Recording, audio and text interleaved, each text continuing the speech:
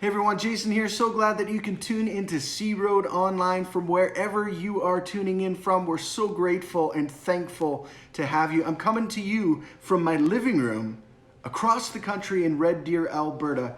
Technology is a wonderful thing that allows us to stay connected in this season of physical distancing. We're in week number 3 of our series entitled The Miracles of Jesus. The first 2 weeks were absolutely phenomenal. If you've missed any of them, you want to go back to our website, centennialroad.com, and make sure that you catch up on those 2 talks. They're fantastic. It is well worth your time, and time is something that you and I might have a little bit more of these days as we're all mostly socially isolating from one another, physically distancing in some way, shape, or form. Week number 1, Pastor Justin talked about the resurrection power of Jesus, as Jesus raised a young girl back to life who had died.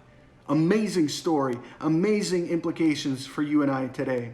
Week number 2, Pastor Roger focused on the power that Jesus has over the elements of nature.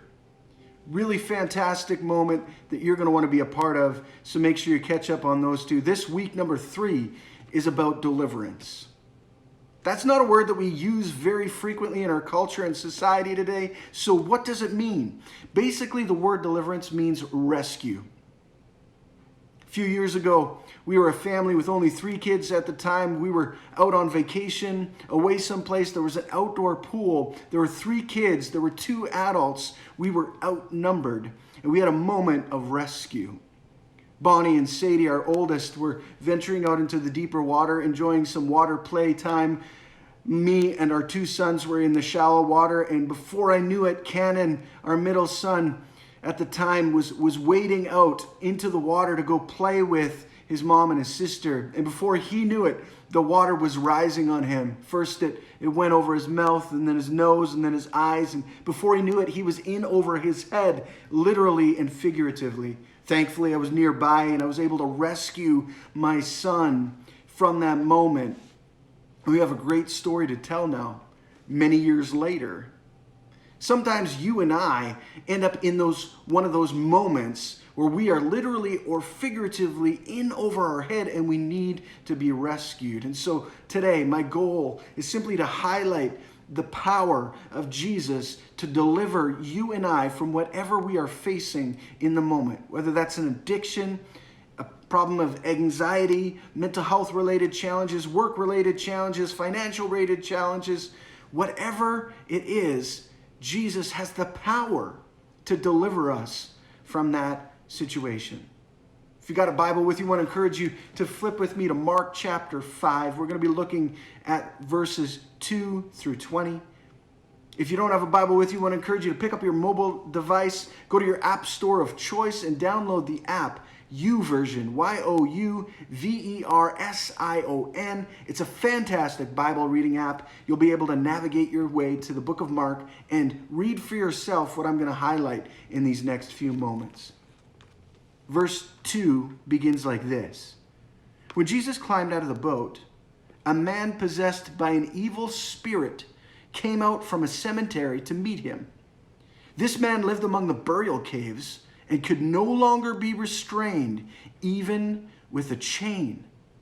Whenever he was put into chains and shackles, as he often was, he snapped the chains from his wrists and smashed the shackles. No one was strong enough to subdue him. Day and night he wandered among the burial caves and in the hills, howling and cutting himself with sharp stones. When Jesus was still some distance away, the man saw him, ran to meet him, and bowed low before him.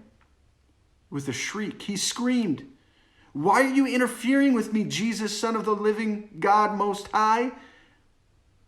In the name of God, I beg you, don't torture me." For Jesus had already said to the spirit, "Come out of the man, you evil spirit." Then Jesus demanded, "What is your name?" And he replied, "My name is Legion, because there are many of us inside this man." Then the evil spirits begged him again and again not to send them to some distant place. There happened to be a large herd of pigs feeding on the hillside nearby. Send us into those pigs, the spirits begged. Let us enter them. So Jesus gave them permission. The evil spirits came out of the man and entered the pigs, and the entire herd of about 2,000 pigs plunged down the steep hillside into the lake and drowned in the water. The herdsmen fled to the nearby town and the surrounding countryside, spreading the news as they ran. People rushed out to see what had happened. A crowd soon gathered around Jesus, and they saw the man who had been possessed by the legion of demons.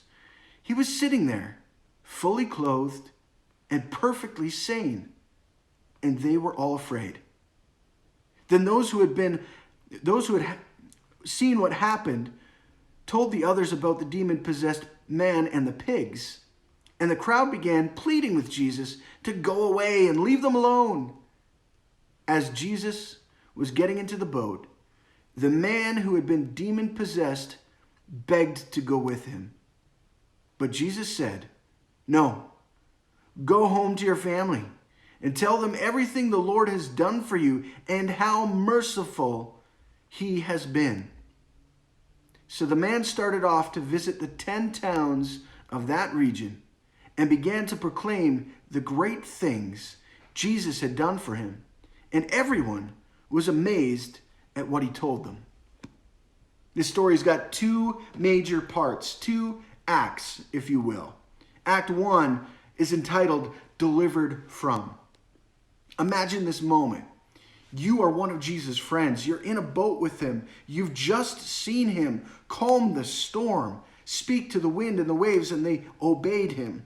And you land at this beach. You get out of the boat, and momentarily after your landing, this man who looks absolutely out of his mind comes up to Jesus, and they have this conversation about hope, about a deliverance, about a moment of rescue.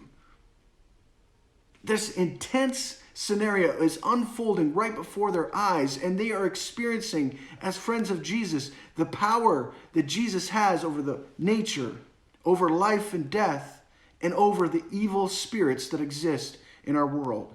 See, the truth is that good and evil have always been at war with each other. In fact, if you go back to the very beginning of human existence, when God created all that we know, all that we are, he looked at it and he said, "It is good." And ever since that moment, his enemy, the evil one, has been trying to create chaos and havoc and destruction wherever he goes. The pinnacle of all creation are human beings, you and I. And it's this war that happens over all of creation, that good versus evil is raging in, that creates all the chaos and calamity that we experience today. This man at some point in time, previous to this moment, had given himself over to the forces of evil. See, there is no Switzerland. There is no neutral territory in this battle. There are forces of good and there are forces of evil. There aren't forces of half good or half evil. They're either or. There's one or the other. There's light, there's dark. That's it. There's one of two sides. And you are either participating in the forces of good or in the forces of evil. Sometimes in the choices that you make personally, individually, or as a family, a group of people. And sometimes there are decisions that are inflicted upon you for whatever reason. Whether you've declared your allegiance to the forces of good or evil or not, this battle is still raging on in us, around us, and through us. Don't believe me? Have you ever been in a room full of young preschool-aged kids? Let's say you go into that room and there's 4 kids and there's 1 toy. What do you think is going to happen in that moment? There's going to be a battle of some kind over the most prized possession. There's a battle raging right now over you and me, the most prized possession in all of creation. This man was an example, this demon-possessed man was an example of the epitome of this kind of conflict. The good thing and the good news is this. In the end, good triumphs over evil. We win the war. The good wins the war. But there are many battles along the way where it doesn't feel like winning. As I said earlier, somewhere along the line, this man had given himself over to the evil forces. Whatever he did, we don't know. This story, the Bible, doesn't tell us that specific detail, but we know that he was possessed by demons. We also know this: wherever the presence of Jesus is, the presence of the Lord, the presence of God, evil cannot exist. So that tells us that if we are following after the life that Jesus invites us into, we don't have to fear that we're going to be possessed like this man. In fact, we're going to be experiencing freedom. That doesn't mean we're going to experience the absence of consequences of evil. In no way, shape, or form is that true. In fact, the opposite is true. We are going to feel the pain, the suffering, the frustration, the questioning, the uncertainty. We're going to feel overwhelmed a lot in our lives.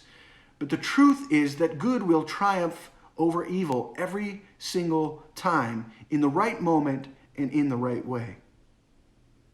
Not only was this man possessed by demons, but he was also isolated. He would have been excommunicated from community because of fear. See, the text tells us that there was no one strong enough to subdue him. No one was strong enough to fight against the forces of evil on their own. Not a single person. They bound him with chains and with shackles. And still somehow this man found a way to fight through all of that, to break loose and create chaos. Imagine being a person who lived in one of the towns nearby, locking your door at night, wondering if this man who wanders the countryside is going to burst into your house and create chaos and havoc, attack you, attack your family, attack and steal and kill and destroy. You'd be living in fear, wondering if there would ever be a moment, a new day, sometime when this wouldn't be the new normal. Enter Jesus, who happens to land on the beach close to where this man was. And immediately the man comes over to him. Comes over to him and recognizes who he is and bows down. Because the forces of evil will always bow to the forces of good. In the end, good triumphs over evil, even though in the moment it feels like evil is winning.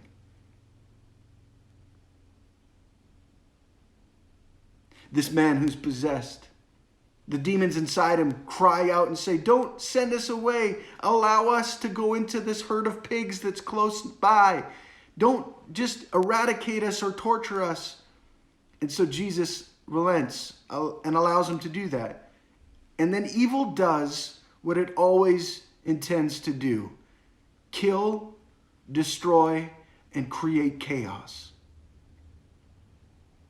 Think about the moments in your life, in my life, where we've made a decision that's less than awesome. I can remember such a time in my own life as a teenage boy, intentionally looking at some material that shouldn't be looked at. And I remember being busted in that moment by my parents. And I remember the shame, the guilt, the frustration, the anxiety, all the emotional reality that I felt in that moment. The cool thing was that despite all of those consequences for my action in that space, I was rescued from every single one of them. Because that's the power of Jesus. He can deliver us from anything that has control over our lives. This man's life was controlled by demons. Somebody other than himself was in control. Things like addiction, things like mental health challenges, they can take control of our lives. Worry, doubt, fear, hopelessness, loneliness, isolation. These things can captivate our hearts and our minds to the point where we feel overwhelmed and in need of rescue. And it's in that moment, if we recognize that Jesus has the power to deliver us, there's freedom. There's freedom from everything that we're experiencing right now, today. In Act 1 of this story, we see that Jesus delivers this man from a life of torture. Just like he is willing to deliver you and I from whatever we might be struggling with right now. In fact, think through it like this. What is it that you need rescued from right here, right now? Is it worry? Is it doubt? Concern about the future? Is it your own kids? Is it your job? Is it your lack of job? What do you need to be rescued from? We'd love to pray for you about that. If you want to find the courage to send us an email or comment in the section below, we want to pray for you. If you want to be rescued, we want to partner with what Jesus wants to do in your life and through your life so you can experience deliverance on a deep level. Just like this man from our story. He was delivered from a life of hopelessness, from a life of no purpose to a life of hope. Act 2 of our story doesn't have as many verses as the first part, but is just as powerful.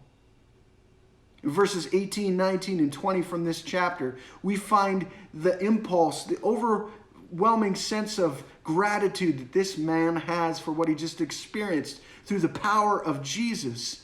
And he wants to go with Jesus and follow him wherever he goes. He's willing to give up his life, his rights, surrender control, and say, Jesus, you can dictate every move forward from this moment on. And this man thinks it means getting in the boat with Jesus and going where Jesus was going. But instead, Jesus tells him to take his experience, everything that he's seen, everything that he's been through, and to go back to his friends and his family and the people that know him and tell them what God has done for him. See, when we experience a moment of deliverance, a moment of rescue, we're rescued from something so that we're rescued for something. What I mean by that is we are set up, we are restored, we are allowed to experience freedom so that we can be used to help others experience freedom and hope in the same way. Maybe you're going through a difficult time in your marriage. I had a prayer mentor friend of mine who spent an entire year separated from his wife. They didn't know how it would be possible for them to get back together after that year of separation.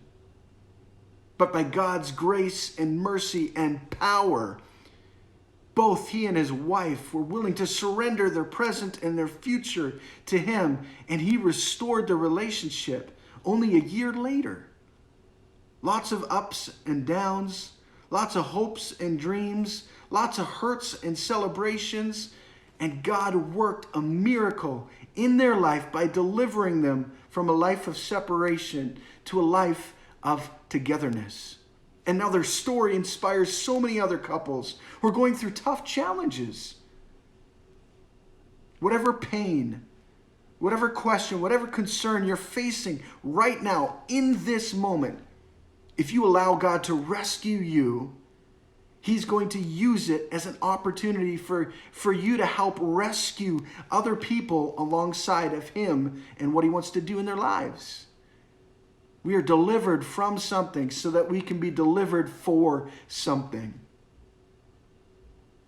Maybe that rings true with you today. Maybe it rings true with me. What is it that you need to be rescued from? Where do you need to experience freedom and deliverance? The God of the Bible is an all-powerful God, capable of doing anything. If he can rescue this man from a life of possession, he can rescue you from a life of hopelessness to your addiction, your anxiety, your worry, your fear, or whatever else it might be. God is a God of hope. God is a God of miracles.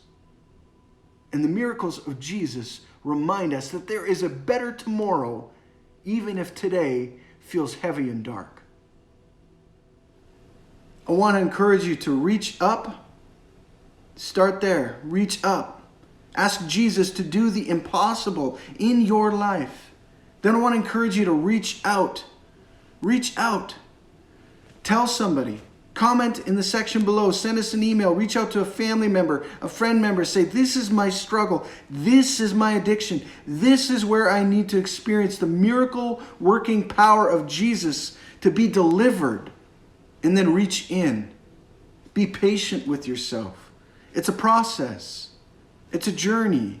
It's an adventure to becoming who God has created you to be.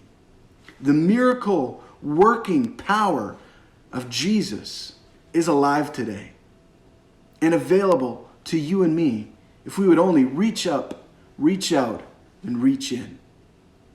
Let me pray for you. Father, thank you for the truth of hope. Thank you for the truth that you are more powerful than any other force that we will experience in this life. Father, thank you that there is freedom, there is rescue, there is deliverance in you.